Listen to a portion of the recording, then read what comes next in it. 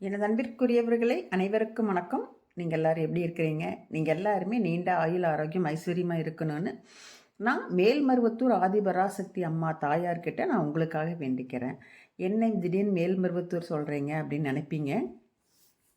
எங்களுக்கு நேற்றுக்கு எங்கள் வீட்டில் மேல்மருவத்தூர் கோயிலேருந்து அம்மா தாயார் கோயிலேருந்து எங்களுக்கு ஜோதி எடுத்துகிட்டு வரேன்னு சொன்னாங்க.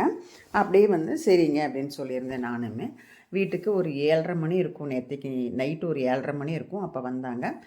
அவங்களே ஜோதி கொண்டு வந்தாங்க பாருங்கள். முன்னால் மாலையெல்லாம் போட்டு வேப்பன் இதெல்லாம் வச்சு ஜோதி எரிஞ்சிட்ருக்குது பாருங்கள். அவங்க கொண்டு நம்ம வீட்டில் ஒரு அகல் விளக்கு எடுத்து அதில் ஏற்றி வழிபாடு பண்ணணும்.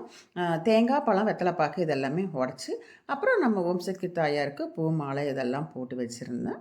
ஜோதி ஏற்றி நம்ம வழிபாடு பண்ணி கொடுத்துட்டு போனாங்க. வந்தவங்களுக்கு பால் பிரசாதமாக கொடுத்துருந்தேன்.